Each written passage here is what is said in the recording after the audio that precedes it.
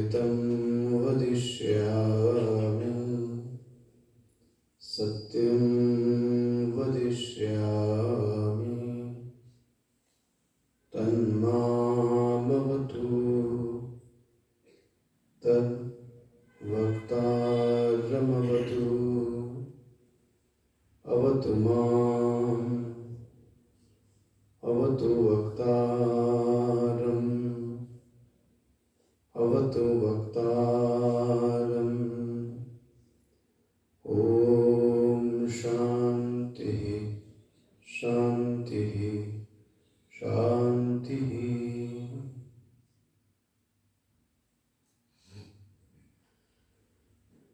जय जय राम जानकी राम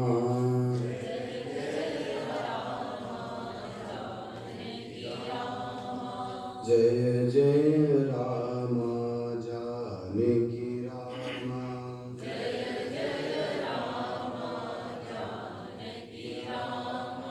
रघुकुल भूषण राजा राम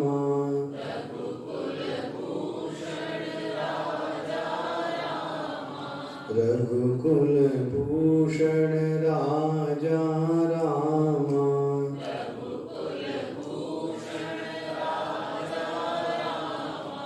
जय जय राम जानकी राम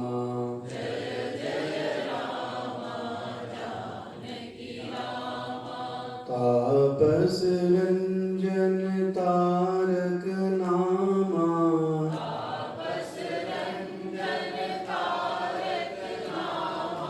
तापस रंजन तारक नामा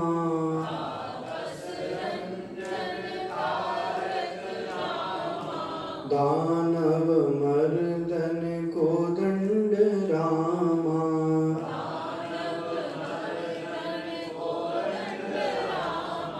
दानव मर्दन को दंड रामा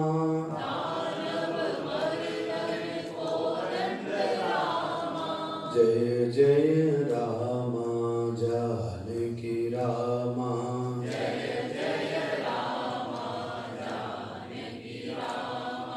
रघुकुल भूषण राजा राम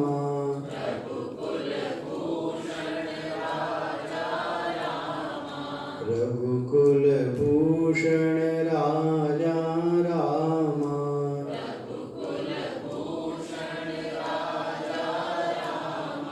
जय जय राम जानकी राम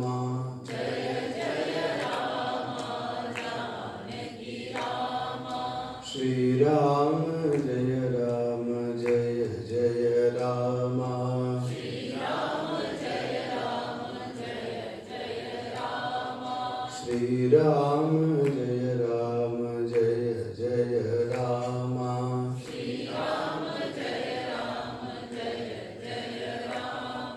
श्री राम जय राम जय जय राम श्री राम जय राम जय जय राम श्री राम जय राम जय जय राम श्री राम जय राम जय जय राम श्री राम जय राम जय जय राम श्री राम जय राम जय जय राम श्री राम जय राम जय जय राम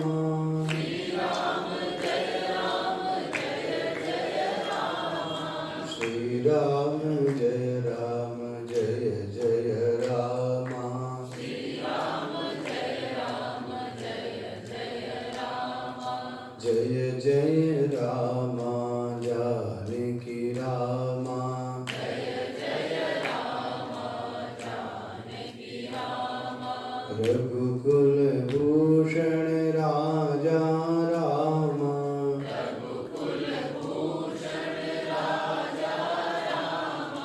रघुकुल भूषण राजा राम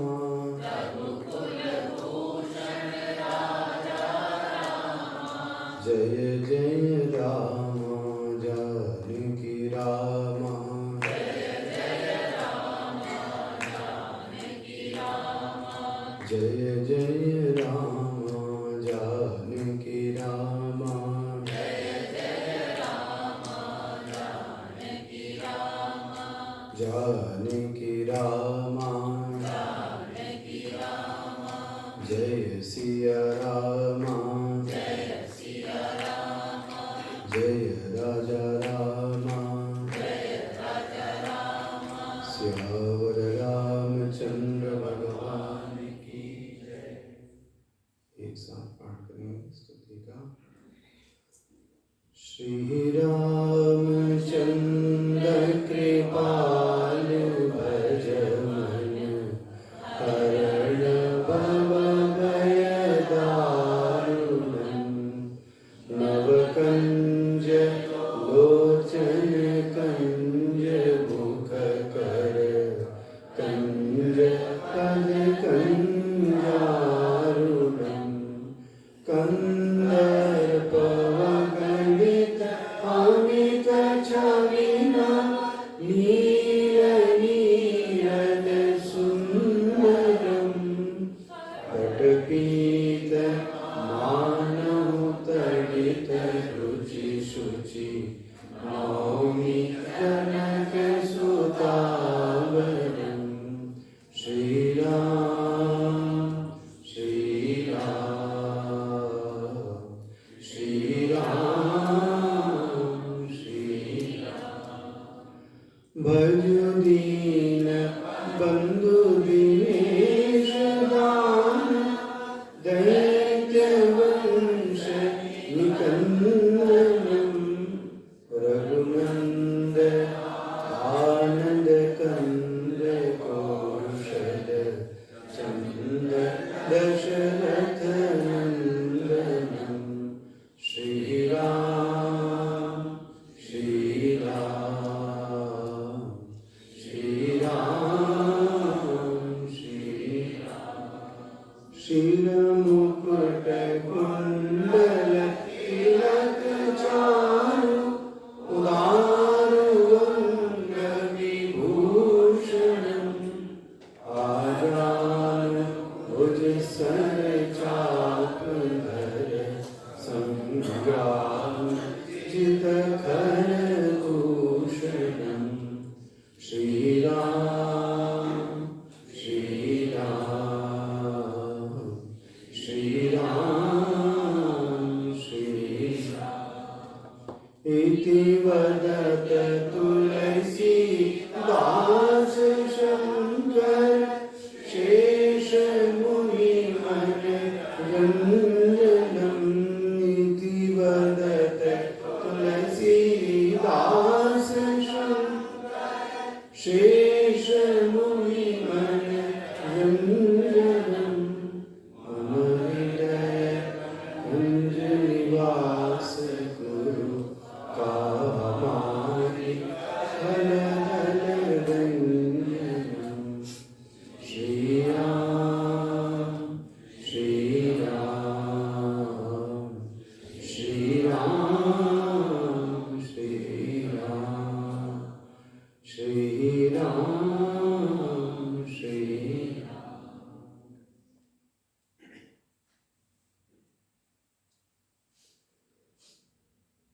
अतुलित बलधाम हेम शैलावदेहं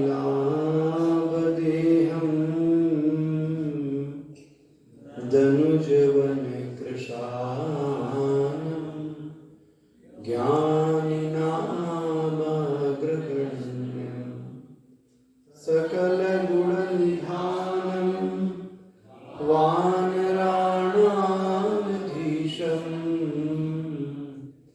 रघुपति प्रियभक्तं वातजातं नमामि रघुपति प्रियभक्तं वातजातं नमामि।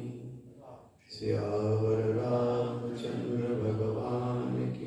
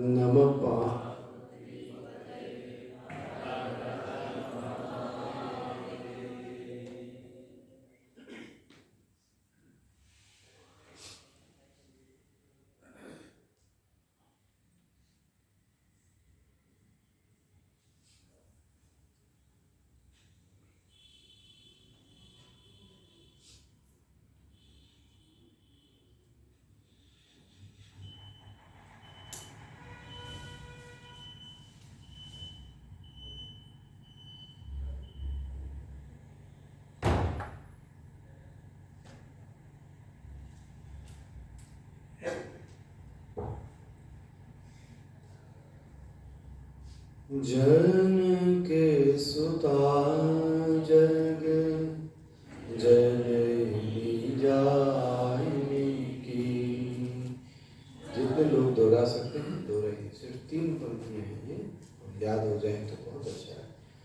जन के सुता जग जननी जानी की, अतिशय प्रिय करुणा निधान की, ताके जुग पद कमल बनाओ, ताके जुग पद कमल बनाओ, जासु कृपा निर्मल मति पाओ, पुनि मन बचन कर्म रघुनायक,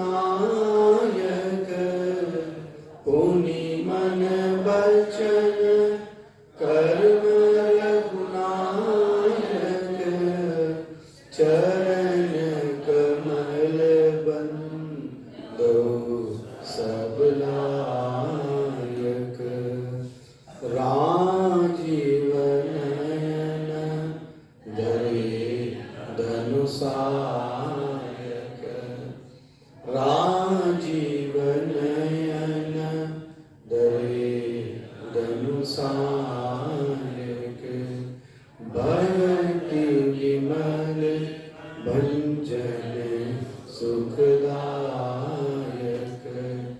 भक्ति विपति भंजन सुखदायक, ताके जुग पद कमल बनाओ, जासु कृपा निर्मल मति पाओ, गिरावरथ जल बीच सम कैयत भिन्न भिन्न, बंदौ सीता राम पद जिन्हि परम प्रिय खिन, सियावर रामचंद्र की जय, पवन सुत हनुमान की जय, बोलो भाई सब संतन की जय, उमापति महादेव की जय।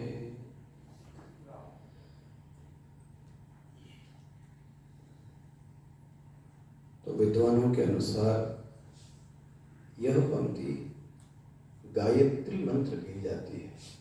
ये जो 2 पंक्तियां आपने पढ़ी उनको जी, ताकि जुगपद कमल बनाहूं, जासु कृपा मति निर्मल मति, धियो यो न प्रचोदयात्।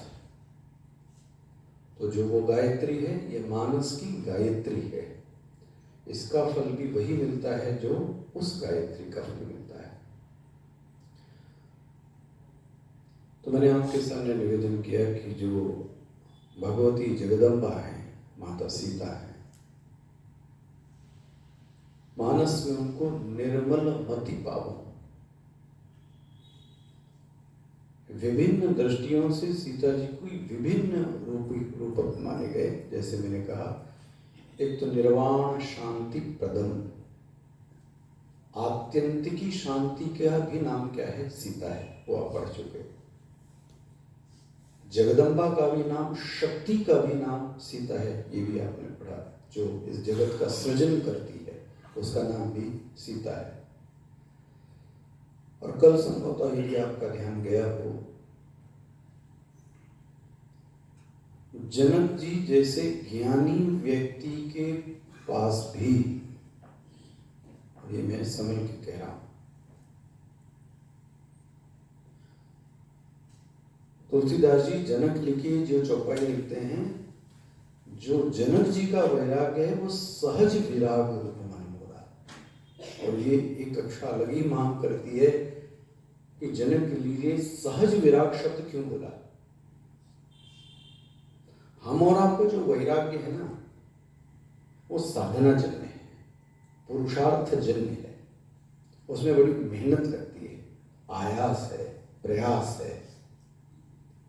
जो साधक का वैराग्य है उसमें आयास है और प्रयास है, और मुझे तो ऐसा लगता है उसमें कभी कभी हार भी होती है और कभी कभी जीत। ठीक है ना? ये वैराग्य समझ में आता है? वैराग्य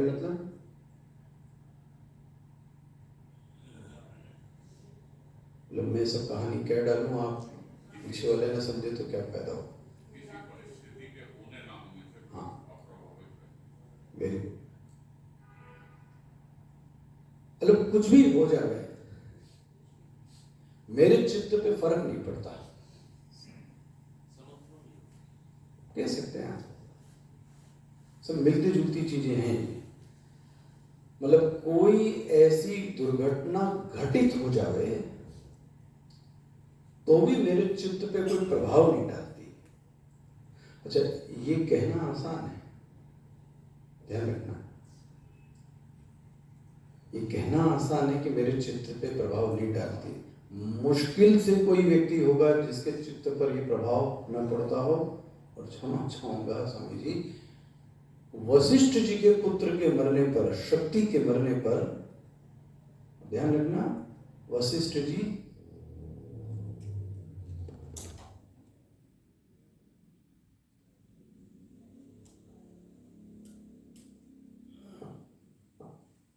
वशिष्ठ जी ब्रह्मज्ञानी है। वशिष्ठ जी के नवयुवक पुत्र, अभी जवान पुत्र था, उसकी डेथ हो गई। उसका नाम क्या था? शक्ति। और आप पढ़िएगा शास्त्रों में, वशिष्ठ जी के मन में आया कि मैं आत्महत्या कर लेता हूं। वशिष्ठ जी राम जी के गुरु हैं, ब्रह्मज्ञानी हैं, बहुत बड़े भगत हैं। इसके बावजूद चित्त की विपरीत दशा में उनका मन एक बार डोला। समझना ये क्या कहना, इतना आसान नहीं है ये वैराग्य की बात। वो जरूर है कि हम पुरुषार्थ जन्य प्रयास के कारण अपने आप को क्या करते हैं, बचा लेते हैं, समझ जाते हैं। और सभी साधक की डिग्री अलग अलग है। मैं फिर से कह रहा हूं, अगर अभी आपको इसी समय कोई नालायक, दुष्ट, बेवकूफ, डफर बोले, हैं आप सन्यासी, हैं हम भी, लेकिन क्या बात चित्त में एक लकीर नहीं आती? आप तो अपना जानिए, यस जरूर आती है लकीर। अब वो बात अलग है कि वो कुछ सोच कर हम उसको क्या करते हैं, नहीं मुझे सत्वगुण में रहना है, मुझे आदेश दिया है कि रिएक्ट नहीं करना है, चित्त की स्थिति मलिन नहीं होनी चाहिए, ऐसा कुछ कुछ कुछ कुछ कर कह करके नॉर्मल कर लिया। थोड़ी देर में नॉर्मल हो गए, प्रभाव तो पड़ता है। और आप जो मिशन के कोर लोग बैठे हो, उनको बोलो, बंसल जी, कंसल जी, आपको हमारे यहाँ की जब जब ट्रस्ट मीटिंग होती थी उस दिन रात खराब हो जाती थी। मेरी नहीं, मेरी तो छोटी, स्वामी जी का भी चित्त मलिन हो जाता था। क्यों? कहीं ना कहीं वो बात, हम है तो मानव ही ना, चित्त पे असर तो पड़ ही जाता है। भले ही हमने उसको थोड़ी देर में, कौन कितनी जल्दी नॉर्मल कर ले, ये भी एक कला है। हमारा जो वैराग्य है वो सहज वैराग्य नहीं है। हमारे वैराग्य में पुरुषार्थ है, प्रयास है, आयास है। जनक जी का जो वैराग्य है सहज विराग, उनकी नजर जाती ही नहीं कहीं। यदि उन्होंने घोषणा की, आज तक मेरी ये नजर कहीं ऐसी हुई नहीं कि गड़बड़ हो जाए, एक व्यक्ति के पास जाने पर मेरी नजर गड़बड़ा रही है, वो है भगवान श्री राम। आज मेरा मन डोल रहा है, ऐसा लगता है कि कोई तो है जिसने मेरे वैराग्य को भी चैलेंज कर दिया है। इसलिए कहा गया सहज विराग रूप मन। मैं ये कहना चाहता था, प्रभु ऐसे वैराग्यवान शासक के भी राज्य में सूखा पड़ता है। ले सोचने पर विवश पड़ता है। फिर दुष्ट हो गए, गंदा राजा होए तो मैं मान भी जाऊं। ऐसे वैराग्यवान के यहाँ पे भी राज्य में सूखा पड़ता है। सूखा मतलब क्या हुआ? बारिश नहीं है, नमी नहीं। तुलसीदास जी अध्यात्म में कहते हैं कभी कभी ये साधक की दशा होती है, और वो मैं स्पष्ट कह दूं, वो साधक की दशा वही है जो लोग ज्ञान और विराग के पीछे पागल हैं। उनके चित्त में नमी नहीं होती है। मैं आपसे बार बार ये कह रहा हूं, कोई सीखना है। कहीं ज्ञान के कारण हमारा स्वभाव रूखा तो नहीं हुआ है? क्रॉस चेक करते रहिए। बहुत शक है, और ज्यादातर लोगों जिनके पास मैं कह दूं बौद्धिक ज्ञान है, इंटेलेक्चुअल, सो कॉल्ड इंटेलेक्चुअल, उनके जीवन में नीरसता देखने को मिलती है। संकेत देते हैं जनक के राज्य में जब सीता जी आती हैं तो बारिश होती है। सीता जी मतलब भक्ति है। जब उसके चित्त में भक्ति आती है तब जाके चित्त में एक सुगंध आती है, एक सुधापन आता है। वो कौन है? वो सीता जी। इसलिए ये याद रखिएगा, निर्मल मति और वेदांत के साधक तो इस बात को कई बार दोहराते हैं। शास्त्रम तु अंतिम प्रमाणम अतद धर्म अध्यारोपण मात्र निवर्तकत्वेन। आप ये आपके लिए बोल रहे हैं, इनके लिए बोल रहा हूं। शास्त्रम तु अंतिम प्रमाणम अतद धर्म अध्यारोपण मात्र निवर्तकत्वेन आत्मनि प्रमाणम प्रतिपद्यते न तो अज्ञातार्थ ज्ञापकत्वेन। स्वामी जी भाष्यकार इस बात को कहते हैं, शास्त्र ज्ञान कराने के लिए प्रवृत्त नहीं हुआ। बुरा मत मानिएगा, कोई शास्त्र आपको ज्ञान नहीं करा सकता, स्पेशली वेदांत। आप क्या कह रहे हैं? आप खुद वेदांत पढ़ा कर ये बात कहते हैं। भाष्यकार लिखते हैं कोई किसी के माई के लाल में दम नहीं कि आपको ज्ञान करा सके। बोले फिर ये टांग टपोड़ा ये बना के रखा है ज्ञान यज्ञ और ये साधना वो साधना, ये सब किस लिए? बोले वो इसलिए आपके अंदर की जो मैल है वो क्या हो जाए? साफ हो जाए, ज्ञान नहीं। बोले मतलब महाराज, उदाहरण देता हूं, जवाब आपको देना। जब आपका कपड़ा गंदा हो जाता है तो आप उसको साबुन से साफ करते हैं। तो साबुन से आप साफ करते हैं कि साबुन से मैल को हटाते हैं? पकड़ में आ रहा है? साबुन सफाई नहीं कर सकता, साबुन मैल को हटा देता है। जैसे मैल हटती है तो जो सफाई स्वतः है उसको पैदा नहीं करना है। ब्रह्म को पैदा नहीं करना है, पैदा करोगे तो मरेगा। तुलसीदास जी सावधान है, इसलिए कभी जन्म नहीं लेते। भय प्रगट कृपाल, सीता जी प्रगट हुई। कोई ब्रह्म ज्ञान को पैदा करेगा, पैदा हुआ, आज के दिन पैदा हुआ तो किसी दिन मरेगा। लेकिन जो चीज पहले से आपके पास में है लेकिन आपको संज्ञान में नहीं आ रही है, तो आपने क्या किया? सफाई की, और धीरे से वो चीज क्या हो गई? प्रकट हो गई।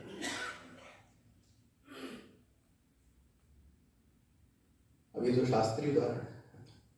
जब मैं यंगस्टर्स को ऐसे पढ़ाता हूँ तो उनको ये उदाहरण साबुन आबुन तो क्या कपड़ा धोते होंगे, और मैं इसलिए बड़ा डांटता हूँ, तो मैं थोड़ा रूढ़िवादी भी हूँ। 8वें के 10वें के पढ़ने के बाद अपने वस्त्र आपको स्वयं धोने हैं। और अभी मैं देखता हूँ ग्रेजुएशन हो गया, माँ ही कपड़े धो रही है, हाथ धो रही है। खैर उनके लिए दृष्टांत क्या देता हूं, आप गए और आप टैंड हो गए। टैन समझते ना? टैनिंग हो गई, तो वो टैनिंग कैसे हटती है?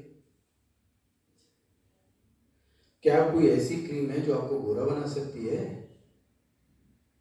महाराज, गोरा बनाने वाली कोई क्रीम तो है आज तक नहीं है, आपको बताऊं। और इस चक्कर में पड़ना भी नहीं चाहिए। अगर होती तो सलमान खान की बहन गोरी हो गई होती कि नहीं? हम तो ये सोचते वो पहले गोरी हुई। अगर बाल उगते होते महाराज तो अनुपम खेर पहले उगा था, अमरीश पुरी पहले उगा। ये कुछ नहीं कर पाए, हम इनके पीछे दुनिया लगी पड़ी कि हम गोरे हो जाएंगे, बाल उग जाएंगे। कुछ नहीं होगा। आप उस क्रीम से, सनस्क्रीन से, जो भी आपका टैन हटाने वाला है, उससे आप ऊपर की लेयर हटा सकते हैं।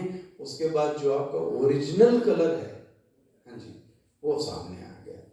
शास्त्र और साधना सिर्फ इतना करते हैं कि आपके चित्त में जो मैल लगी है, कब से लगी है? ओहो, अनेक जन्म संप्राप्त, न जाने कितने जन्म वही बीमारी चल रही है, वही रिपीट हो रही है, वही रिपीट हो रही है। उस मैल को समाप्त करने का काम कौन करता है? ये शास्त्र, ये धर्म, ये आचार्य, ये साधना। ज्ञान पैदा करने की हिम्मत किसी में नहीं है, वो तो पहले से है, हम सभी के अंदर है। यही तो कहा जाता है कि वो सच्चिदानंद ब्रह्म लाना नहीं है, पैदा नहीं करना है, आपके चित्त में पहले से है, सिर्फ मैल हटानी। इसको बोलते हैं निर्मल मति। जिस दिन अंतःकरण शुद्ध हो गया महाराज, ये काम अपने आप हो जाएगा। देखो आप कैसे। तो मुझे तो ये बड़ा आश्चर्य हुआ कि मैंने ये कल पुष्प वाटिका का प्रसंग बोला तो इनको पता कैसे लग गया। ये सोच रहा था, रिकॉर्डिंग मैंने डाली नहीं है, यूट्यूब पे तो पढ़ नहीं रहा ऐसा कुछ अभी। वो जिससे पूछा वो भी धन्य, उसको याद था। खैर चलिए महाराज, गिरा अर्थ जल बीच सम, कहियत भिन्न न भिन्न। राम जी को और सीता जी को अलग माने कि एक माने? बना लीला की दृष्टि से दो हैं, लीला की दृष्टि से दो हैं, लेकिन वास्तव में तात्विक दृष्टि से दोनों कैसे हैं? एक। लीला की दृष्टि से आपसे निवेदन करूं तो रामचरितमानस में उनके संयोग का भी वर्णन है और राम के वियोग का भी वर्णन है। उसके पढ़ने पर करुणा रस जागृत होता है। जब सीता जी से उनका क्या होता है? वियोग। और जब मिलन होता है, आहा क्या फुहारे। तो वहां पे संयोग की भी घटना है, वियोग की भी घटना है, लेकिन ध्यान रखिएगा अद्वैत तत्व में ना तो संयोग है ना तो वियोग है, ना तो संयोग है। तुलसीदास जी, कबहू योग वियोग न जाके, पूरी कर सकते हैं। देखा, वेरी गुड, बहुत ही सुंदर। देखा प्रगट बिरह दुख ताके, न तो संयोग है न तो वियोग है, लेकिन इसके बावजूद भी देखने को मिलता है कि संयोग हुआ और वियोग भी हुआ।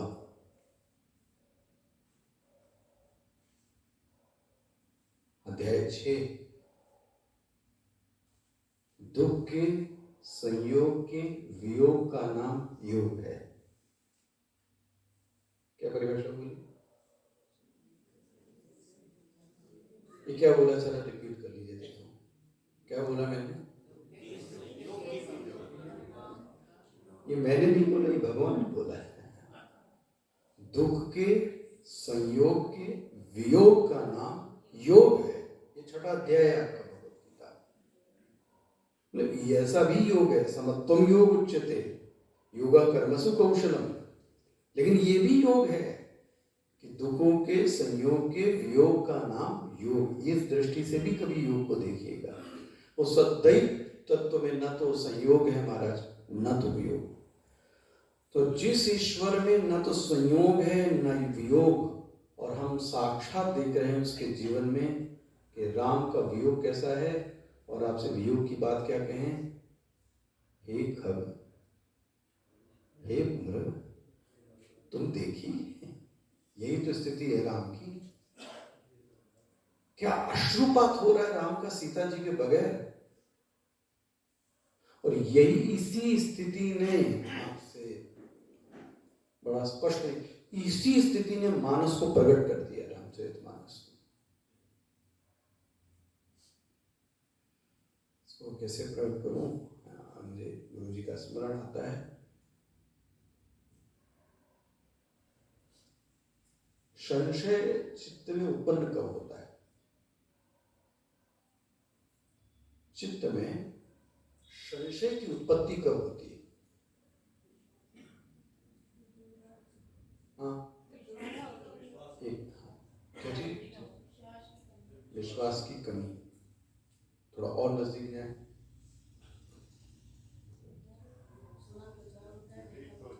Very good, very good, very nice, एकदम से परफेक्ट आंसर। वेदांत में संशय तब उत्पन्न होता है जब सुना कुछ है और देखा कुछ और है।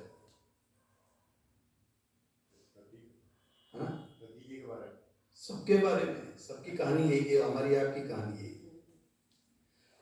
सुना कुछ और है। सुना क्या है आपने? मैं सच्चिदानंद ब्रह्म हूं, यही सुना ना आपने। मैं नित्य शुद्ध बुद्ध मुक्त सत्य स्वरूप हूं। अच्छा, ये सुना है, सुना ही नहीं है मुझे, और सुनाते भी हैं हम लोग, अपने को भी लपेटे मिले हैं। ये सुनाते भी हैं कि मैं नित्य शुद्ध बुद्ध मुक्त स्वरूप हूं, मैं सच्चिदानंद ब्रह्म हूं। लेकिन जैसे दुख और विपरीत परिस्थितियां आती हैं, आपसे बताऊं, पता नहीं कहां चला गया नित्य शुद्ध बुद्ध मुक्त, कहां चला गया। और कभी कभी मन में संशय आता है, जो मैंने पढ़ा था वो सही पढ़ा था, मेरे गुरु सही थे या नहीं। भांग पढ़ा के पढ़ाया गया था, नशे में पढ़ाया गया, हिप्नोटाइज करके पढ़ाया गया, हमने शास्त्रों में ये सुना, लेकिन मेरा अनुभव ये नहीं है। और चित्त में क्या आ गया? बोलिए ना, संशय। जल्दी जल्दी दिखा देता हूं। एक तो फाइल निपटाई थी परिसर ने। सती जी के साथ क्या हुआ, याद आ रहा है आपको कहानी? बहुत जल्दी कह रहा हूं, पूरी रामचरितमानस तीनों आपको दिखा रहा हूं। भगवान शिव कथा सुनकर जा रहे थे, कथा सुन के जा रहे थे, इलाहाबाद प्रयागराज में कथा सुन के जा रहे थे। भरद्वाज मुनि बसे प्रयाग, कथा सुनते हैं। भगवान के दो ही काम हैं, आपको बताऊं, शिव जी को आते हैं। एक तो कथा सुनना, दूसरा ध्यान लगाना, तीसरा काम नहीं आता। कथा सुन के जा रहे थे, रास्ते में भगवान राम की वो विरह लीला चल रही थी। इधर एक और नाटक चल रहा था, विरह लीला चल रही थी। और भगवान शिव ने जय सच्चिदानंद घन पावन ऐसा प्रणाम करते हैं। ये कौन है? ये सच्चिदानंद। सती जी कहती हैं, दिमाग फिर गया,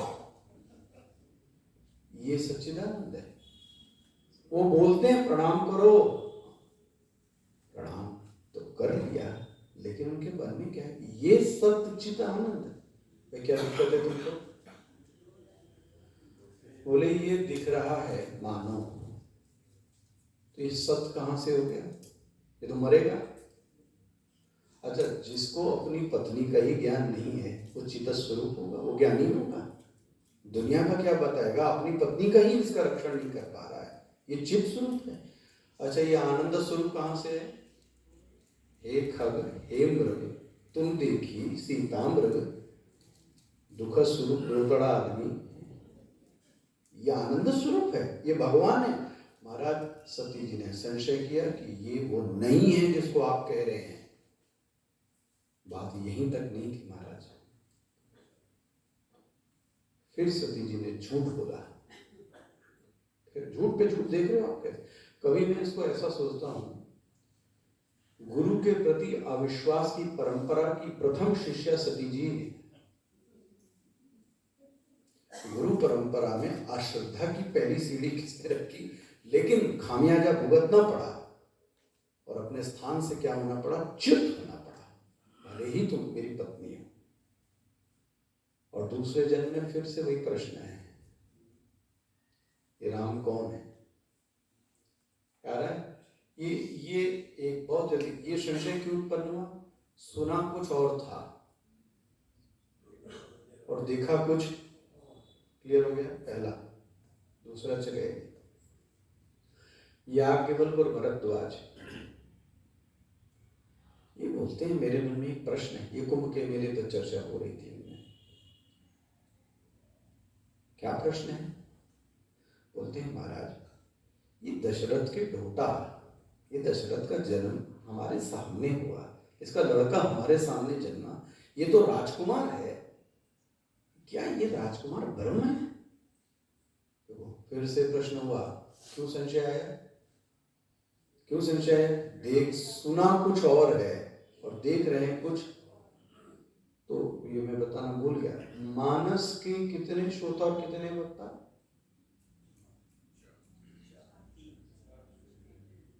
तीन की चार। पहले शिव जी और पार्वती जी, ठीक है, याज्ञवल्क्य और भारद्वाज मुनि, काकभूषुंडी जी और गरुड़ जी, चौथे तुलसीदास जी और हम सब क्या हैं? श्रोता। वो कौन है? तो पहला संशय शिव और सती पार्वती में आया, रामचरितमानस मूल वहीं से निकली। याज्ञवल्क्य भरद्वाज में भी क्या होता है? यही संशय, जो मैंने देख सुना है, क्या ये वही राम है? ये अवधपति का लड़का, ये सच्चिदानंद है? ये तो छोड़िए, तीसरा श्रोता वक्ता कौन? अब नाग पाश में लपेटे हुए पड़े हैं और कहा गया नाग का दुश्मन गरुड़ है। तो महाराज हॉटलाइन पे बोलते हैं संत लोग, बात हुई किससे? और गरुड़ जी को बोला गया सभी कार्यों को छोड़कर तुरंत तत्काल अभी यहीं प्रकट हो और क्या करो? ये काटो। आ रहे हैं गरुड़ जी को, आप गरुड़ जी के पास कोई ऑप्शन भी नहीं था। आए, नागपास काटा, सब तो सीनियर्स मौजूद थे ना वहां उनके, अब जाओ यहां से। गए, जैसे ही काट के जा रहे थे तो उनको आए, था कौन? जिस लोग तो बोलते ये राम है, जो दुनिया के बंधन खोलता है, सो कॉल्ड राम, वो अपना नागपास नहीं खोल सकता। यही नहीं, और आज मैं यदि नागपास न काटता तो ये मर जाता। ये भगवान है, उनके मन में भी क्या हुआ? इसीलिए तीन श्रोता बने और तीन वक्ताओं ने इनको कहानी सुनाई, एक ही कहानी सुनाई है। संशय उत्पन्न तब होता है जब सुना कुछ और है और देखा हुआ कुछ। यहां पे भी ये है, संयोग और वियोग की घटना महाराज जम के दिख रही है। तो मैं बहुत सरल आज आपको सिर्फ संक्षेप में विहंगम दृश्य कराता जाता हूं इस प्रसंग का। किशोरी जी की वंदना में ये सूत्र दिया गया महाराज, ये जनक की पुत्री भी हैं और जगदम्बा भी हैं, दोनों ये परिचय याद रख लेना। जनक सुता जग जननी। किसी ने सिर्फ जनक सुता समझा तो जगदम्बा समझ नहीं पाएगा, और हम लोग सिर्फ जनक सुता ही उनको समझ पाते हैं, जगदम्बा रूप में समझ ही नहीं पाते। बोले इस चीज को तुमको समझना हो, संयोग और वियोग, कैसे ये जगदम्बा, तो बोलते मैं तुमको एक प्रसंग दिखाता हूं। देखो जी क्या प्रसंग है। बोलते हैं पुष्प वाटिका का प्रसंग लो और तुम्हारे जितने संशय हैं वो दूर हो जाएंगे। आइए चलते हैं पुष्प वाटिका का प्रसंग चलते हैं। क्या प्रसंग है? कहानी सुनाता हूं पहले आपको जल्दी से। पुष्प वाटिका का भगवान श्री राम और लक्ष्मण जी महर्षि के साथ में, किसके साथ में? विश्वामित्र जी महर्षि के साथ में जनकपुर में पधारे हैं। और जब जनकपुर में पधारे हैं एज अ प्रोटोकॉल, क्योंकि विश्वामित्र जी अतिथि हैं, तो इनको एक स्टेट गेस्ट जिसको बोलते हैं ना, एक अच्छे से राजमहल में ठहराया गया। किसको? और उन्हीं के साथ में कौन ठहराए गए? दोनों, राम जी भी और लक्ष्मण। तो ठहरे कहां पर? महल में, एक स्टेट गेस्ट में के यहाँ। बहुत बड़ा राज्य होगा। अच्छा, प्रातः काल हुई महाराज और अपने गुरु के लिए फूल चुनने के लिए। अच्छा, आपको ये भी बताएं, फूल बिना नहाए चुनने की अनुमति है? आपको पता है? फूल बिना नहाए चुनना चाहिए, उसको अपवित्र नहीं माना गया। मैंने भी पढ़ा, तो इसमें सूत्र ग्रंथ पढ़ेंगे महाराज जी, वहां आएगा फूल को आप बिना नहाए भी और यही नहीं, एक और चीज बताएं, ऐसा बोलते हैं आपके यहाँ फूल रह गए तो वो बासी माने जाएंगे, कल नहीं चढ़ा सकते। माली के हैं यदि वो फूल रह गए तो वो बासी नहीं माने जाते। मुझे तो इसमें इकोनॉमी दिखती है, ऐसे ही तो शासन चलता है। इकोनॉमी ऐसी वो कर सकता है। अगर आपने अपने फ्रिज में रखा तो नियमानुसार वो फूल कैसे माने जाएंगे? तो आप एक काम कर सकते, डेकोरेट कर लीजिए, बिना बोले कि उन पुष्प को हम भगवान पर अर्पित कर दें, तो थोड़ा संशय। कहीं बैठ ले महाराज जी, सब आपका ही है।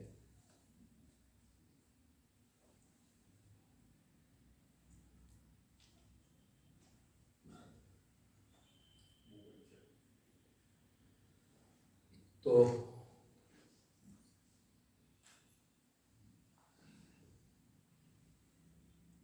क्या कह रहा, फूल मालिक यहाँ रह जाए तो वो ध्यान रखना, वो पुष्प को बासी नहीं माने। तीसरी एक चीज मैंने, और महाराज जी तो स्पष्ट, ये मैंने सीखा किसे जरूर बता दूँ, ये महाराज राजेंद्र जी से मैंने सीखा, क्योंकि मैंने तो वो इन चीजों पर बहुत जोर देते हैं जो हमको पढ़ाया और लिखाया नहीं जाता। और इस समय तो मैं उनका वर्तमान में पथपेड़ा में भरत चरित्र हुआ, क्या भरत चरित्र में ऐसे जिंदगी में कभी सुना ही नहीं होगा। वो बातें जो छिपी रह गई सुन रहा हूँ, मतलब कभी ग्लानि होती कि मेरा समय और क्यों चला गया, और कभी कभी सोचता हूँ इधर ना बता होता तो मैं भाग जाता चटा जूट लेके, फिर तो यहाँ से आज़ादी मिल जाती। क्योंकि क्या प्रबल चीजें बैरागी महाराज, ये हमको सिखाया नहीं गया, ये सीखने और सीखने के मन में ललक भी नहीं थी। तो संत लिखते हैं पुष्प, सुगंधित पुष्प ही भगवान को चढ़ा सकते हैं, ये भी याद रखिए। आजकल जो जैसे जरबेरा, भगवान को आप चढ़ा नहीं सकते। भगवान को भले वो देसी गुलाब दो ही हो, लेकिन वो सुगंधित पुष्प ही भगवान को चढ़ाना चाहिए, ये सदैव याद रखिए। खैर महाराज ये दोनों ठहरे हुए हैं, प्रातः काल हुई, अपने गुरुदेव की आज्ञा पाकर दोनों लोग पुष्प चुनने के लिए गए। कहाँ गए? बाग में। और वहां पर जाके जलेब जी की जो पुष्प वाटिका है उसमें जाते हैं। उसी समय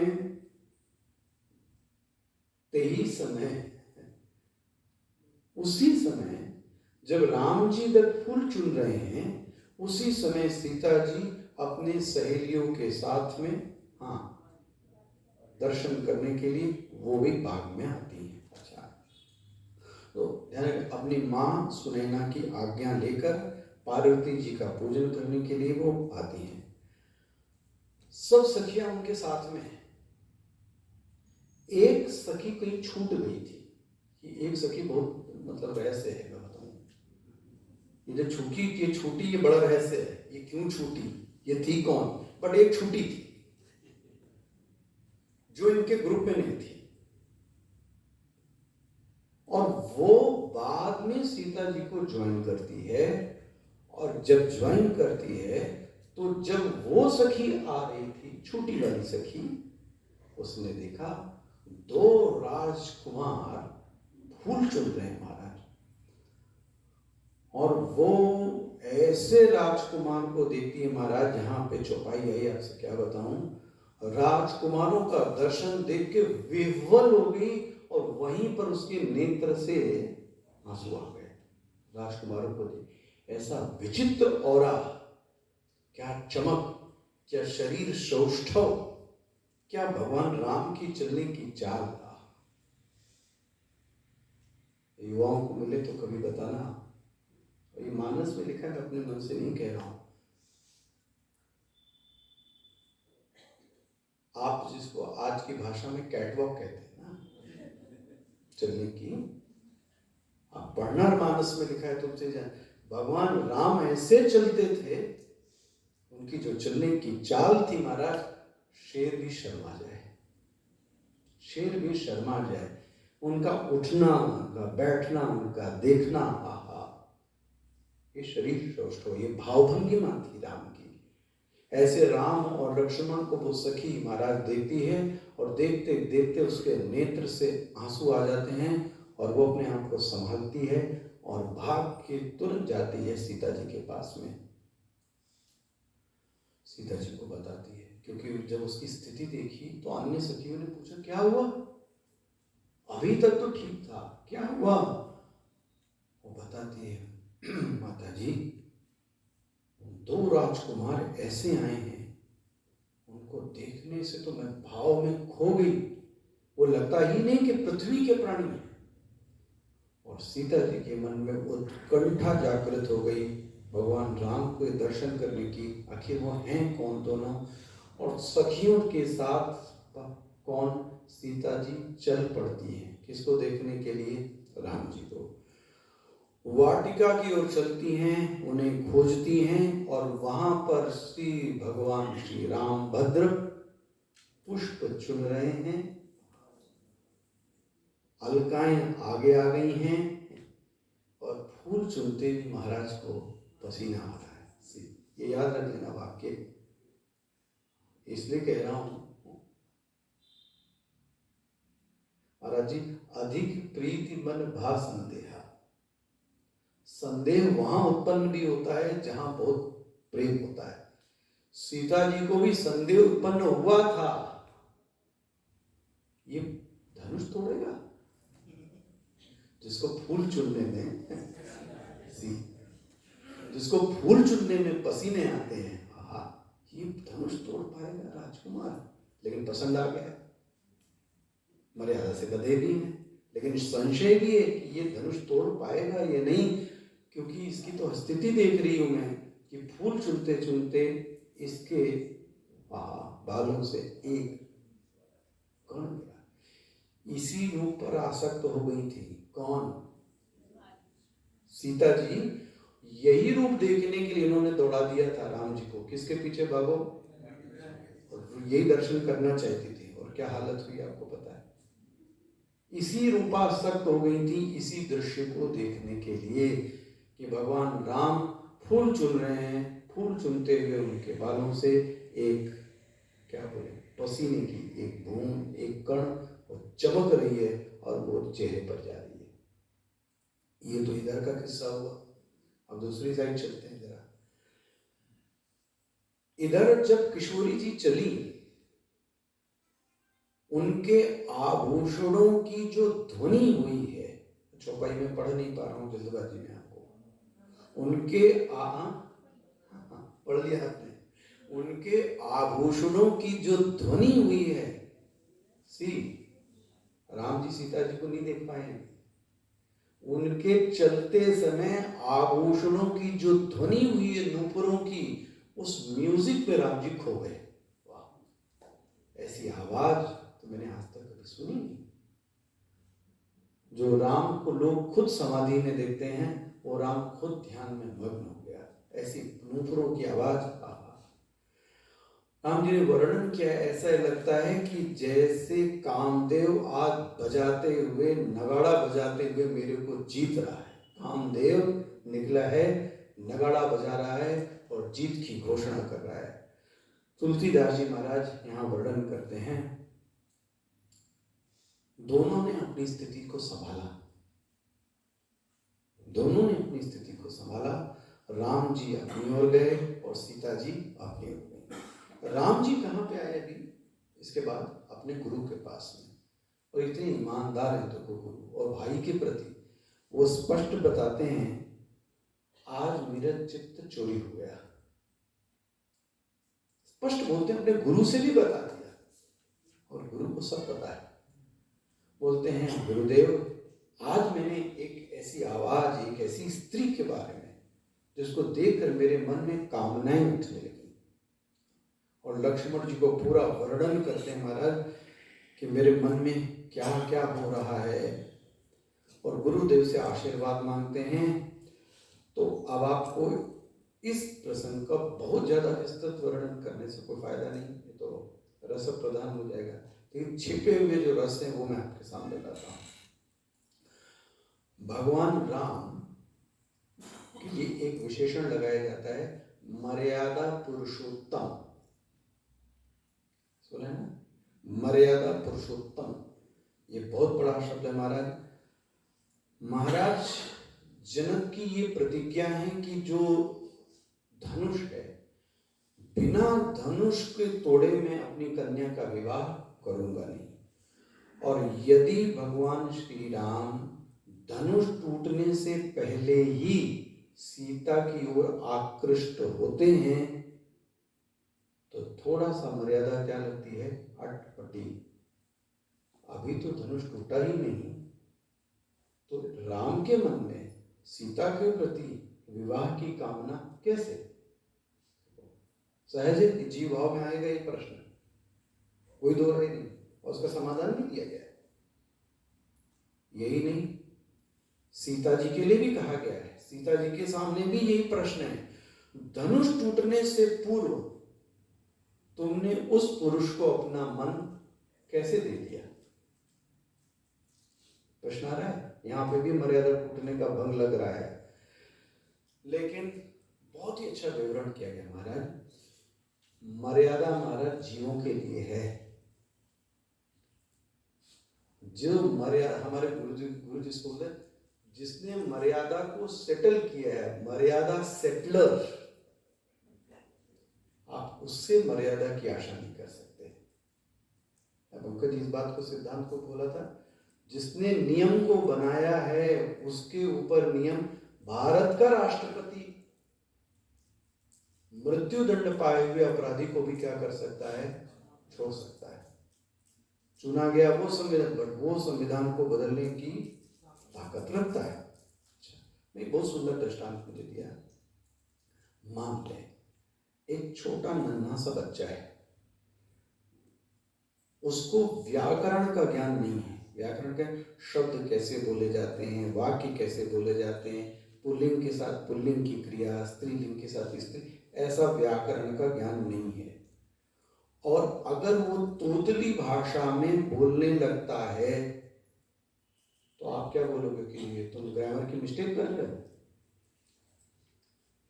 पकड़ में आ रहा है? छोटा बच्चा आपसे तोतली भाषा में बोले तो आप क्या कहेंगे, वो ग्रामर की मिस्टेक कर रहा है? उल्टा है, जैसे वो बोलेगा उसी भाषा में आप भी बोलना चालू कर देते हैं। कौन? जब ये छोटा बच्चा बोलता है, जो बालक कह तोतली बाता, सुनहि मुदित मन पितु अरु। लोग और एंजॉय करने लगते हैं, माता पिता, भले ही वो उल्टा सीधा बोल रहा हो, ग्रामेटिकल मिस्टेक कर रहा हो, तो भी व्यक्ति उस चीज को एंजॉय करता है। बोले महाराज राम और सीता ने कतई मर्यादा का उल्लंघन नहीं किया है। ये तो जीव दृष्टि से हम देख रहे हैं, इसलिए क्या लग रहा है, मर्यादा का उल्लंघन। अच्छा, एक चीज और रखो इसमें, ये हम लोगों के लिए बहुत अच्छा है। गोस्वामी तुलसीदास जी ने महाराज रामचरितमानस में प्रेम के दो रूप रखे हैं। ये सीता जी का प्रेम आपके सामने रखता हूं। प्रेम के दो रूप प्रस्तुत किए हैं। एक प्रेम होता है महाराज, साधना के द्वारा प्रेम उत्पन्न होता है। साधना के द्वारा कैसे? जैसे कि लोग महात्माओं के पास जाते हैं और पूछते हैं कि मैं भगवान के प्रति कैसे प्रेम उत्पन्न करूं। सहज सबका प्रश्न होता है। महात्मा क्या उत्तर देता है? जाओ, जप करो, थोड़ा ध्यान करो, थोड़ा सा उपवास करो, ऐसा डेली पूजा करोगे और ऐसा उपदेश करते करते उसके मन में प्रभु के चरणों में थोड़ी बहुत क्या होती है? प्रीति उत्पन्न होती है। लेकिन ये तो देखो कि कैसा प्रेम हुआ, साधना जन्य। साधना जन्य मतलब देखो भैया, इस पर प्रेम था तो नहीं पहले, प्रेम था नहीं कुछ पहले। सच्चाई तो यही है। ये तो काम के कारण, ये तो इच्छा के कारण, इसीलिए तो भगवान बदल देते लोग महाराज। बोले राम नहीं दे पाएगा शिव देगा, शिव नहीं देगा कृष्ण नहीं देगा। अरे मतलब जो आपकी कामना की पूर्ति करेगा वो मेरे लिए भगवान है। अन्यों को तो आपने सरयुज में सिद्धा किया। भगवान ये प्रीति नहीं। इसलिए तुलसी जी बात जी बोलते हैं, एक जो साधक प्रेम करता है महाराज, वो साधना जन्य है। वो प्रयास करता है, लड्डू खिलाता है, तुलसी जल डालता है, सुलाता है, कोशिश करता है कि मेरे मन में भगवान के प्रति पैदा हो जाए। अच्छा, बड़ा सुंदर दृष्टांत मैंने पढ़ा। एक दिन महाराज लक्ष्मण जी भगवान के पास बैठे थे, भगवान की शांत बैठे थे। लक्ष्मण जी ने भगवान से पूछा, भगवान मैं एक क्वेश्चन प्लीज, मैं आपसे एक प्रश्न पूछूं? हाँ पूछिए। राम जी ने कहा पूछो लक्ष्मण, क्या प्रश्न है? प्रश्न क्या कहते हैं लक्ष्मण जी? आप ये बताइए भगवान, मैं ऐसा क्या करूं कि आपके प्रति मेरे मन में क्या उत्पन्न हो जाए? प्रेम। ये कौन कह रहा है? भगवान हंस रहे देख के। ये प्रश्न कौन पूछ रहा है? मनी मन महाराज भगवान हंस रहे हैं। भगवान ने मानो मनी मन बोला, अभी कुछ बाकी है क्या? हुआ अभी कुछ और बाकी छोड़ना। बट लक्ष्मण जी ने ऐसा प्रश्न पूछा, ध्यान रखना हम लोगों के लिए है। छिनु छिनु लखी सी राम पद जान आप पर नीह। देखो चौपाई क्या है? छिनु छिनु लखी सी राम पद जान आप पर नीह। जिसकी दृष्टि महाराज निरंतर, ये लक्ष्मण जी का प्रेम है। लक्ष्मण जी की दृष्टि निरंतर या तो भगवान के या तो सीता जी के चरणों में रहती है। ध्यान रखना, लक्ष्मण जी ने कभी भी सीता माता का चेहरा नहीं देखा। उसको सुन के आश्चर्य लगेगा, क्योंकि इनकी निगाह कहाँ रहती थी? चरणों पर। निरंतर लक्ष्मण जी की दृष्टि या तो राम जी के उसमें है या तो सीता जी के चरणों में है। करत न सपने लखन चितु बंधु मातु पितु के। आप इनकी पराकाष्ठा को देखो। जागृत अवस्था की बात क्या कही जाए, स्वप्न में भी लक्ष्मण जी को न माता का ध्यान आता है, न पिता का ध्यान आता है, न भाई का ध्यान आता है। जागृत तो छोड़े, किसमें? स्वप्न में भी नहीं आता, सोचते भी नहीं है। करत न सपने लखन चितो बंधु मातु पितु गे। न घर का ध्यान आवे, न माता का ध्यान आवे, न पिता के। इसलिए लक्ष्मण जी बोलते हैं, मोहि समुझाई कहूँ सोई देवा, सब तजी करऊं चरण रज सेवा। महाराज आप मुझे कुछ बताइए, मैं निरंतर आपसे प्रेम कर सकूं। अब कोई व्यक्ति कि जहां बैठा होवे निरंतर वही निवास करता हो और उसी मार्ग पर बैठा होवे और वो उसी का रास्ता पूछे तो कोई उसको रास्ता बता सकता है?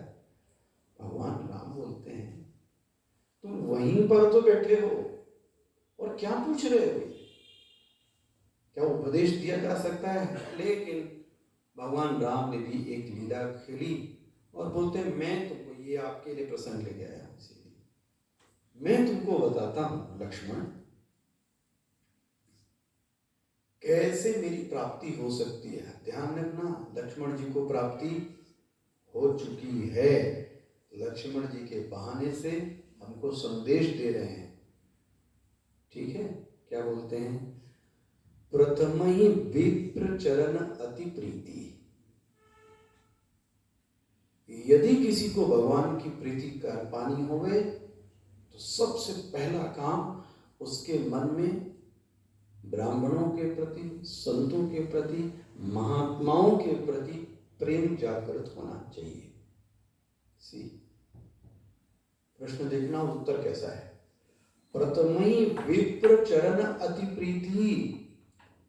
लक्ष्मण जी, यदि किसी को भगवान की प्राप्ति करनी हो तो सबसे पहले वो विप्र, विप्र मतलब ब्राह्मण, संत, उनके लिए मन में क्या रखे? प्रीति।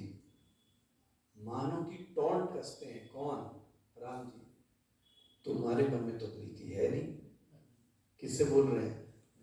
बोले महाराज मैंने क्या किया? बोले परशुराम जी के साथ क्या हरकत की थी तुमने? विनोद क्या करके आए थे परशुराम जी के साथ में? तुम झगड़ा करके आए, उनसे लड़ाई करके आए। और मैं तुमको बोल रहा हूं कि प्रथम प्रीति किसकी होनी चाहिए? विप्र के प्रति। तुमने पहला ही काम, दूसरा बोले निज निज कर्म निरत श्रुति रीति। दूसरा, ये तो भगवत गीता का भी यही सिद्धांत है। स्वकर्मणा तमभ्यर्च्य सिद्धि विन्दन्ति मानवा। मानवा सिद्धि विन्दन्ति। यदि किसी व्यक्ति को उस चरम की पराकाष्ठा पर पहुंचना हुए तो उसका पहला उत्तरदायित्व है कि उसको अपनी ड्यूटी का पालन करना चाहिए। ये गीता का सिद्धांत। स्वकर्मणा, इसीलिए बोला गया है स्वधर्म का अनुष्ठान करो, परधर्मो भयावह। स्वधर्मे निधनम श्रेय परधर्मो। लक्ष्मण जी, अपनी अपनी ड्यूटी का पालन करो। लक्ष्मण जी ने मुस्कुरा के कहा महाराज मैंने क्या किया है? बोले तुमने, देख लो जरा, तुमने क्या बोला है? धर्म नीति उपदेश ताही। धर लीजिए अपना उपदेश और अपनी नीति और अपना धर्म ज्ञान। ये किसने बोला? मेरा धर्म जाए तो जाए, मेरा कर्तव्य छूटे तो छूटे, मुझे आपके सिवाय और किसी से कोई प्रेम। राम जी बोलते तुमने अपना धर्म भी तो छोड़ा है। वो माता पिता को तुम्हारे हवाले करके आया था और तुमने उस समय क्या कहा था? धर्म नीति उपदेश ताही कीरति भूति भूति सुगति प्रिय जाही। यही कर फल पुनि विषय विरागा। राम जी बोलते हैं जब ऐसा हो जाता है तब उसके मन में मेरे प्रति क्या उत्पन्न होता है? प्रेम। तो महाराज सबसे पहले आपके चित्त में किसी संत, गुरु, ब्राह्मण के प्रति प्रेम हो गए। उसके बाद अपने कर्तव्य का पालन होगा। पालन होने के बाद तुम्हारे चित्त में शुद्धि आएगी और जब उस शुद्ध चित्त से तुम सेवा करोगे, एकर खल पुनि विषय विरागा, तब ब्रह्म धर्म उपज अनुरागा, श्रवणादिक नव भक्ति दृढ़ाई। तब 9 प्रकार की भक्ति जब करता है तो वो व्यक्ति मुझको क्या करता है? प्राप्त कर लेता है। वही किसको उपदेश दे रहे हैं? लक्ष्मण को। ध्यान रखना, सबके मूल में सीता जी छिपी हुई है, एकदम विषयांतर ना होना कान से का बात। इसी को प्रसंग में दिखाते हैं। रामचरितमानस में ये भी प्रसंग आता है महाराज, जैसे चित्रकूट में भरत जी पधारते हैं महाराज, और सिद्ध और साधक उनकी क्या प्रशंसा करते हैं, क्या प्रशंसा। निरख सिद्ध साधक अनुरागे, सहज स्नेह सराहन लागे। भरत जी का दर्शन करके ओहो, उनके मन में लगता है क्या, अब इस चौपाई का अर्थ तो पढ़ना। महात्माओं से जाकर पूछते हैं कि भगवान में प्रेम कैसे हो। क्या कोई ये पूछता है, देखो ये उलाहना है, भगवान में प्रेम कैसा हो ये पूछते हो? बोले कभी ये पूछा है कि पत्नी में प्रेम कैसे उत्पन्न होता है? ये कोई प्रश्न पूछता है? अपने बच्चों से प्रेम कैसे उत्पन्न होता है, ये किसी ने प्रश्न पूछा? क्योंकि तुम्हारा वहां पर भगवान से संबंध नहीं है, इसलिए ये प्रश्न तुम्हारे मन में आ रहा है। पत्नी के लिए तो कोई प्रश्न नहीं पूछता, बच्चों के लिए तो कोई प्रश्न नहीं पूछता। महाराज जी विनय पत्रिका में भगवान बहुत, एक पंक्ति विनय पत्रिका की पढ़ रहा हूं, राम कबहू प्रिय लागी हो, जैसे नीर मीन हो। मुझे राम जी कब अच्छे लगेंगे, कितने अच्छे लगेंगे, जैसे मछली बिना जल के नहीं रह पाती, ऐसे राम जी मुझे कब अच्छे लगेंगे। अगर राम ना मिले तो मेरा जीवन चला जाए। तो महाराज गोस्वामी जी ने पुष्प वाटिका के प्रसंग में इस जो पक्ष है इसको बहुत ही सुंदर ढंग से रखा है। कहा जाए तो धनुष तोड़ने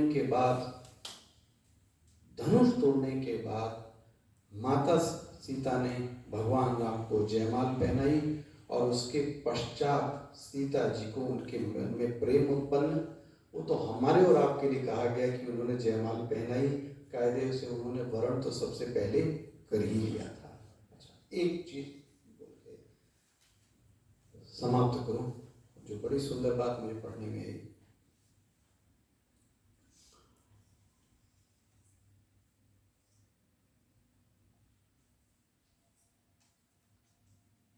जब ये लोग गए तो कहाँ रह रहे थे? मैंने आपसे क्या कहा था? महल, गेस्ट हाउस में। अच्छा, ये लोग ध्यान रखना, भगवान का जो दर्शन हुआ वो कहाँ पे हुआ? महल में हुआ क्या? ये बस समझना, सीता किसी को भी भगवान का दर्शन, सीता जी को राम जी का दर्शन, राम जी को सीता जी का दर्शन महल में नहीं हुआ। कहाँ पे हुआ? बाग में हुआ। बोले इशारा करते हैं ये ऋषु, इतना अच्छा। चलिए एक बताता हूँ सूत्र इसमें।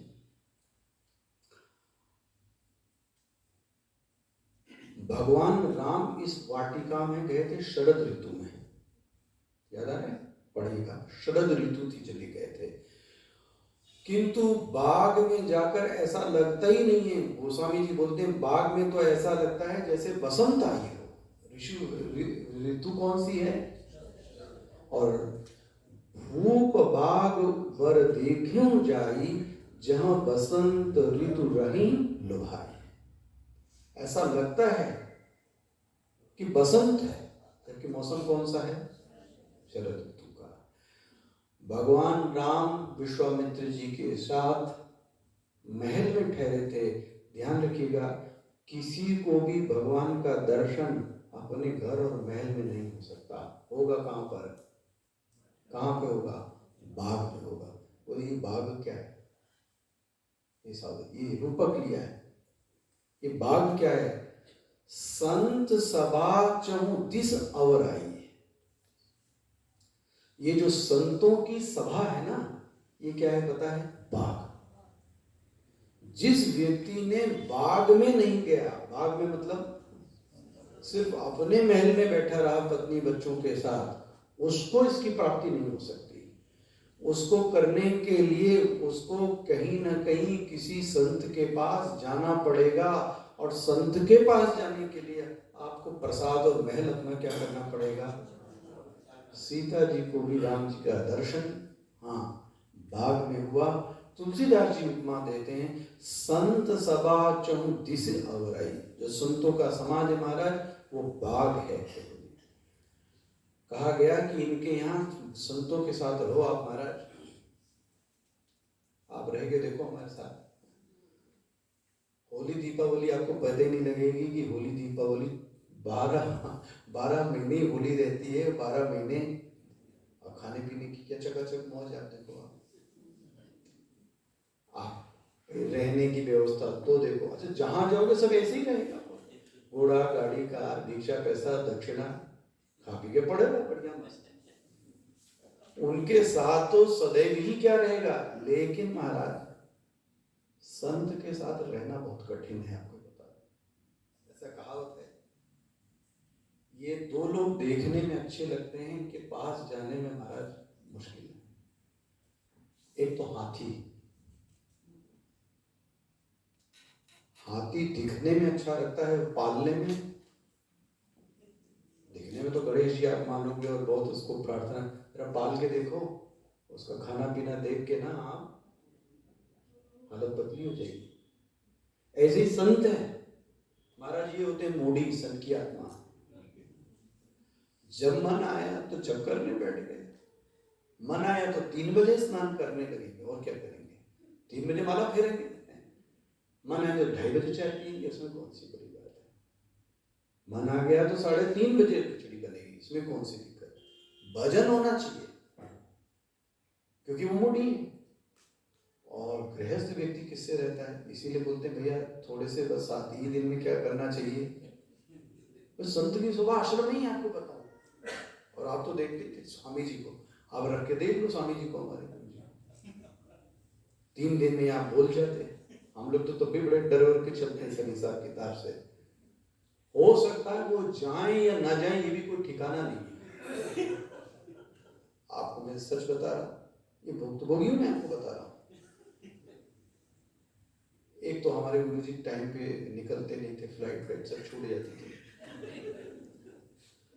अब मुझे याद आ रहा है, जयपुर का यज्ञ था, तो फ्लाइट का ट्रेन भी छूट गई थी। हम गए स्टेशन पे, हमने बोला था कि आधे घंटे पहले 7:30 बजे कट है, बट बोले कोई दिक्कत नहीं बेटा, हो जाएगा सब। और वो इतने प्यार से बोलते, और हम लोग शिष्य भाव तो बोल ही नहीं पाते थे उनसे। भागे भागे भागे स्टेशन पे पहुंचे, और जैसे पहुंचे महाराज, वो ट्रेन का वो जो गार्ड था वो हरा झंडा दे रहा था, और ट्रेन हमारे सामने से। अब हम तो शिष्य ठहरे महाराज, हमारे मन में हुआ कल ज्ञान ये कि है गुरु जी के छूट गया। उस समय इतनी फ्लाइट भी नहीं चलती थी, क्या करूं। मैंने अपने सचिव को बोला, महाराज उस समय मारुति 800 सीसी लेके आए थे वो। हमने कहा ऐसा करो, यहाँ से उज्जैन चलते हैं, 2 घंटे का रास्ता है, भगाते हैं गाड़ी, और वहाँ उज्जैन में इस ट्रेन को क्या कर लेंगे, पर टीसी से मैं बात कर लूँगा अकेले में कि भले स्टेशन छूट गया, आप सीट तो दे दो। उज्जैन भागते हैं, पंकज जी, बंसल जी, हम भाग कर उज्जैन गए। 11 बजे रात में उज्जैन पहुँचे, ट्रेन रुकी, बैठाया, और गुरुजी अपने स्टाइल में ट्रेन से बाहर आए और बोले अगर तुम्हें रोकने का मन नहीं था तो सीधे बोल देते तुमको। ये सूल मेरे जीवन में सदैव लगी रही। मैं तो इसलिए गया कि गुरुजी का यज्ञ छूट जाएगा, नहीं बोले तुमको दिक्कत होती थी आश्रम में, 2 शेर एक साथ कैसे रहेंगे। ऐसा कुछ भी मन में नहीं है, नहीं तुम्हारा सब खाना पीना जा रहा है, तुम्हारे कर्मचारी जाते हैं, वो वही ट्रेन पे सुना रहे हैं मेरे को, भगत भी बैठे पड़े हैं। महाराज महात्मा का कोई ठिकाना नहीं, वो अपनी मस्ती में। और किसी भी बात का आपको बताऊं, आपके जो गुरुजन महात्मा संत हो, मैं आपको गांठ बांध दूं, बहुत सरल और भोले होते हैं महात्मा महाराज। इनकी बात को बहुत ज्यादा ये मत सोचना कि इन्होंने आपके पर्सनल मस्ती है बोल दिया और भूल गए, उसमें भी आशीर्वाद समझना बस, तो आप सदैव उनके पास रह सकते हो। और अगर आपने उनको बात दिल में ले ली कि उन्होंने मुझे ऐसा क्यों बोला, तो आपका रहना मुश्किल हो जाएगा, रहना मुश्किल हो जाएगा। आपसे कहता हूँ एक बात और बोलूँ आपको, रविचरण जी बैठे, इनका भी अनुभव होगा। अच्छा खासा 2.5 साल रात दिन गुरु जी के पास हम, मतलब हमारी चप्पल जो है तो गुरु जी के कमरे के आगे रहती थी या तो कमरे में, इसके अलावा हमने 2.5 महीने सिद्धबाड़ी कभी देखा ही नहीं। आगे क्या है आश्रम में, सिर्फ गुरु और पढ़ाई, इसके अलावा कुछ नहीं। अच्छा, दीक्षा हो गई, येलो वस्त्र मिल गए, सब लोग चले गए, हमको रोक के रखा था सेवा के लिए, तुम रहोगे अभी थोड़े दिन, रुके, कोई तो प्रश्न ही नहीं मन से बोलने का। सब विद्यार्थी चले गए, तो सुबह का समय था, कोई अब ये ब्रिगेडियर थे, कोई आर्मी का अच्छा ऑफिसर बैठा था उस समय, तो बोले बेटा वो पपीता मैं खा रहा हूँ, इनको भी पपीता दो। तो मैंने एक कटोरी ली और गुरुजी ने जो अपना बाउल दिया, मैंने उसमें से पपीता क्या किया, 2-4 निकाल कर उसमें डालने लगा, और डालते समय 2-4 पपीते के जो पीस थे वो क्या हो गए महाराज, गिर गए। पता नहीं क्या किस मूड में बैठे थे उस दिन महाराज। तुम्हारे माता पिता ने यही सिखाया तुमको, पपीते डालने, तुम्हारी सूक्ष्म बुद्धि है, तुम्हें ये तमीज नहीं है, तुम ब्रह्म ज्ञान पढ़ा पाओगे, ये एकाग्रता है तुम्हारी। महाराज नया खून था हमारा, मन में आया, ले अपनी कंठी मारा, 2 पीस पपीते के गिरने में ब्रह्म ज्ञान खंडित हो गया। 2 पीस पपीते के गिरे, ब्रह्म ज्ञान खंडित हो गया। तो जीवन कैसे चलेगा मेरा महात्मा के पास? हम भी गुस्से में तो आएंगे, हमारा ब्राह्मण शरीर गुस्से में तो आगे ही रहते हैं हम लोग। चले तो गए कमरे में, संध्या में फिर जाए कहाँ, मुल्ला की दौड़ मस्जिद तक, शाम को फिर आए, तो बोलते हैं सवेरे क्यों डांटा था बेटा, कैसा लग रहा था उस समय? सबके सामने फजीते हो गए, ये बात एकांत में पूछ रहे हैं।